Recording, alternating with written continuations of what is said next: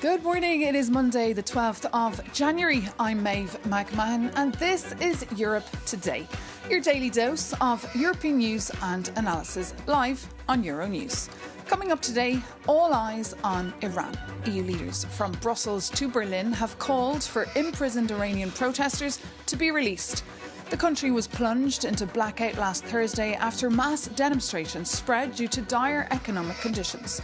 Authorities have responded with internet shutdowns, arrests and lethal force that has brought about hundreds of deaths and arrests, according to human rights groups. For more on this, I'm joined here in the studio by Maria Tadeo, Euronews' EU editor. Good morning, Maria. Good morning. Tell us, what do we know so far and what has the EU reaction been? Well, yes, Maeve. What we know is that we've had protests now for 2 weeks, which originally started because of a currency crisis, a local currency plunging against the dollar. The protests extending into the weekend on the streets of Iran, but not just. We also saw protests all across Europe, which hopefully we can put up on the screen in Berlin, in Paris, The Hague. The organizers say that these protests are in solidarity with the liberation of the people of Iran. We've also had reaction from the European institutions. The head of the European Commission put out a statement over the weekend in which she said, "We unequivocally condemn the violent repression of these legitimate demonstrations, and those responsible will be remembered for being on the wrong side of history." And this point of the well-being of people who are taken to the streets of Iran is incredibly important, because that is the red line that the international community has set out, and is the red line, most crucially, that President Trump has set out in these demonstrations. They should not turn into a violent crackdown from the regime. It should not turn into a bloodshed. And now, of course, over the weekend, we also had a human rights group from Iran based in the United States. They say they have now reason to believe that over the course of 2 weeks, 10,000 people have been arrested and almost 500 killed in violent confrontations. I should note, however, and this is also the case for Euronews, it has been very difficult to get footage out of the country. It has been very difficult to establish a connection because the phone lines are down, the internet is not working, and in some ways the country now really is a sort of black hole. Very difficult to establish connection from the people of Iran externally, but also for independent media to really get a sense of what's going on in the country and the scale of it, of course.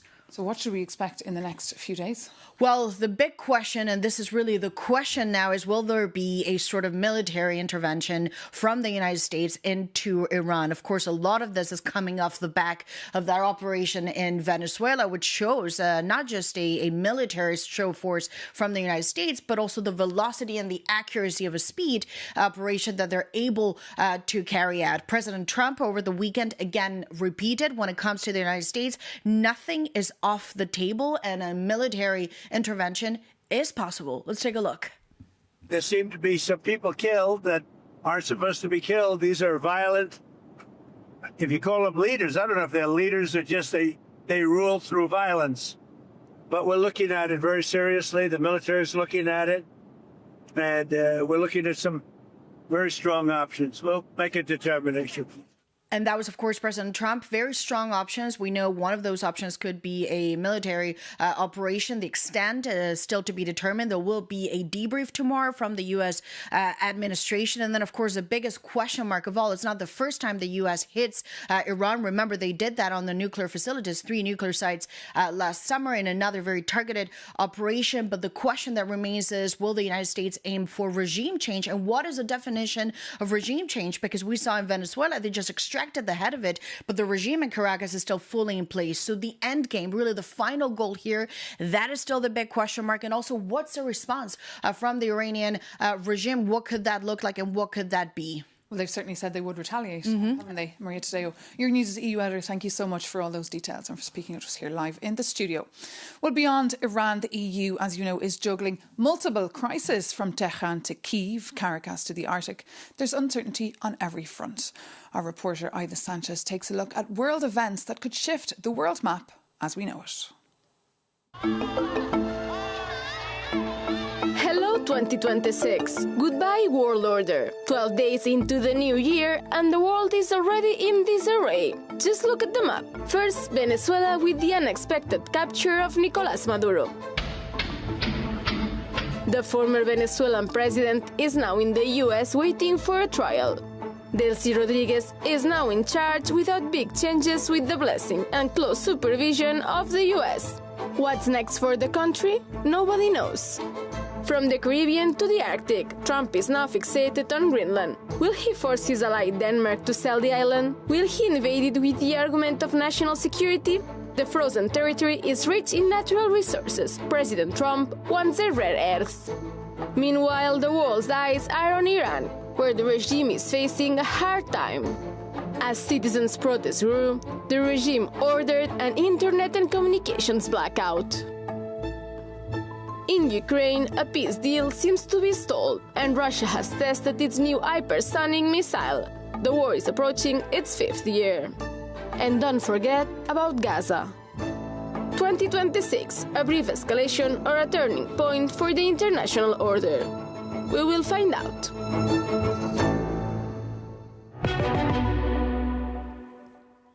We will find out. And of course, whatever happens, we will break it down for you here on Euronews. And actually, for one perspective, coming up, we'll be joined by Dominique de Villepin, the former Prime Minister of France. A close advisor to President Jacques Chirac, Dominique de Villepin gained international recognition as Foreign Minister for refusing to support the US-led war in Iraq back in 2003. And last summer, he founded a new political party in France, La France Humaniste.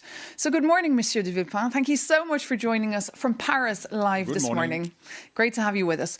First, I want to talk to you about the EU-Mercosur trade deal. It got over the line on Friday despite the opposition from France.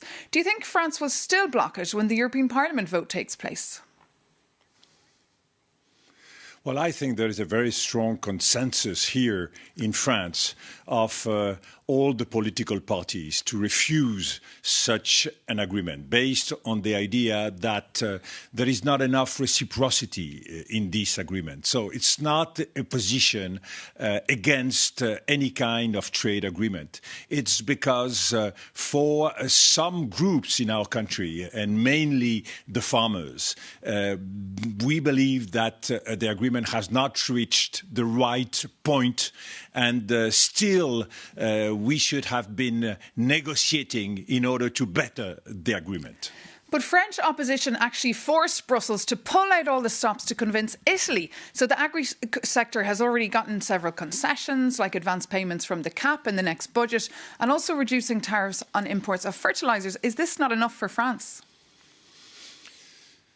Well, reciprocity means more because we see on the environmental side, we see on the health measures that we are still not yet able to protect our population and protect our farmers. So the consensus that we see politically is threatening the survival of the government. So it's a major issue, very symbolic of the kind of fight we want to deliver, and also an expression of what we do expect from Europe. And even if the agreement has been negotiated for 26 years, we can see very clearly that all the elements have not been integrated, and we did not find the right balance in a moment, and we must admit that, where the worries of many groups like farmers is at a peak. So again, this is something that has created a lot of disturbances, a lot of worries in the French population. And we can see that. We've seen that on the streets of France, even though the Commission would argue that the benefits for EU companies outweigh the risks for the French farmers. But I also want to talk about Iran. You've said that the EU must take their own initiative here rather than follow the US agenda. So what should Brussels be saying when it comes to Iran's future? What leverage do they have here? Well, what we see is a very severe crackdown on protesters. There is a changing position of the leadership in Iran, and we must find the right balance to not make things worse. And I think we are at a point where all around Iran, in every city, big cities, small cities, the protest is growing. This is a movement of the Iranian population against the mullah's regime. And any foreign intervention will create a new situation and give the possibility to the regime to even increase the repressive movement and policy. So that's your message then to Donald Trump? Behind the mullahs. Is that your message then to President Trump? Exactly. Do not intervene. Do not intervene.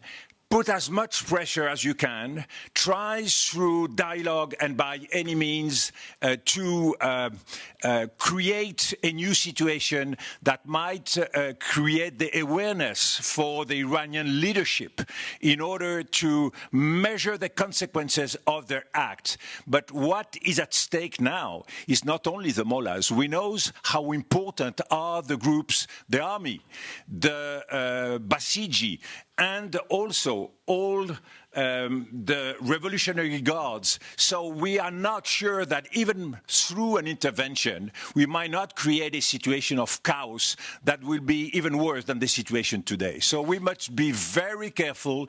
The United States is already engaged in many different situations, many different theaters.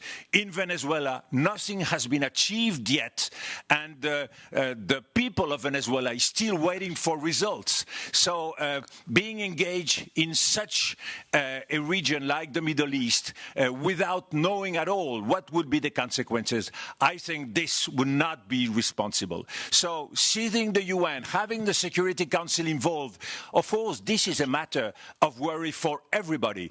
Even Russia and China, they have a lot of interest in Iran. They have no interest in creating a chaos situation. So I think through dialogue, through awareness of everyone, through strong pressure, and there are many, many unofficial ways to pressure the Islamic government, I think that we might be in a position to halt and stop the current situation in Iran. Okay, Dominique de Villepin, thank you so much for joining us live from Paris this morning. Thank you.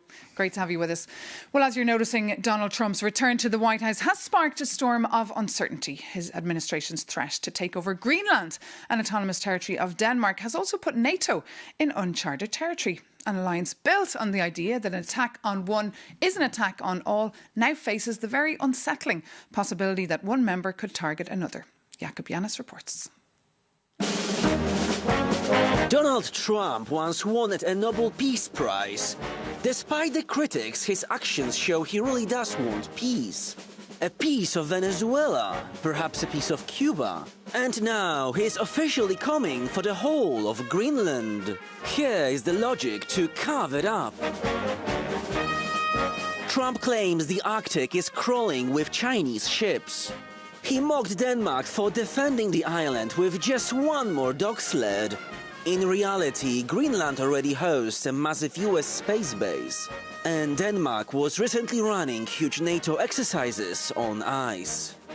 And that very ice is melting, which means new shipping routes and access to rare earth minerals, which is that stuff inside your smartphone.